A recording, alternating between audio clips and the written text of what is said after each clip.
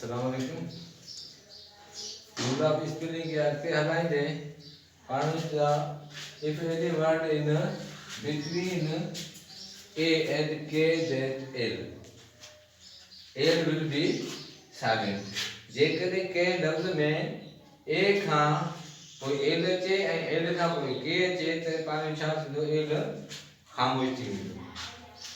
हाणे पाण वाक लिखूं था WALK त पाण हुन खे उचारींदासीं वाक l साइलेंस थी वेंदो। ऐं अॻियां जेकर पाण टाक ते अचूं था त पंहिंजो छा थींदो टाक में बि l आहे तो ख़ामोश थी वञे थो। ये पाण अॻिते हलंदा वञूं। If any word have between a and m is a that l will silence। जेकॾहिं के लफ़्ज़ में असांखे a ऐं m मिलनि था ऐं उन्हनि जे विच में जेकॾहिं पाण l अचे थो त l ख़ामोश थी वञे थो। जीअं पाण लिखूं था CALM त पाण छा पढ़ंदासीं हिनखे काम पढ़ंदासीं। PALM के पाण छा कंदासीं पाम पढ़ंदासीं। इन लाइ असां वटि l जेको आहे सो साइलेंट थी वञे थो। वरी अॻिते हलूं था। If any word have between O and K is l that l will silent। जेकॾहिं असां वटि कंहिं बि लफ़्ज़ में O ऐं K जे विच में जेकॾहिं असांखे l मिले त असीं उहो l उचारींदासीं कोन लिखंदासीं सही पर उनखे पाण उचारींदासीं कोन उनजो आवाज़ कढंदासीं कोन l खे पाण साइलेंट करे छॾींदासीं। जीअं फोक में FOLK आहे त पाण उनखे उचारो छा आहे फोक। हिते पंहिंजो छा थियो आहे l जेको आहे सो साइलेंट थी वियो आहे ख़तम थी वियो पाण उनखे उचारींदासीं कोन।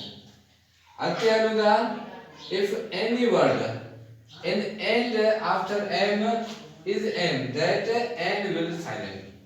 जेकॾहिं असांखे को अहिड़ो लफ़्ज़ पढ़ण लाइ मिले थो जंहिंमें लफ़्ज़ जे आख़िर में end of any word जेकॾहिं असांजे कंहिं बि लफ़्ज़ जे आख़िर में m ऐं n मिलनि था असांखे त m सां गॾु m जी जॻह असांखे लिखण में त अचे थो पर असीं उनखे छा खे ख़ामोश कंदासीं n खे पाण साइलेंट करे छॾींदासीं।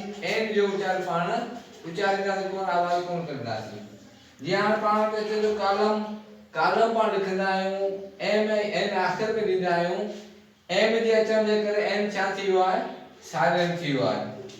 ऐं अॻियां जो सेलम n कोन पढ़ंदासीं पाण छा पढ़ंदासीं सेलम पढ़ंदासीं सिर्फ़ु इन लाइ त जेके असांखे ख़ामोश जेके साइलेंट मिलनि था लेटर असांखे इंग्लिश में पढ़ण लाइ why that its letter will silent.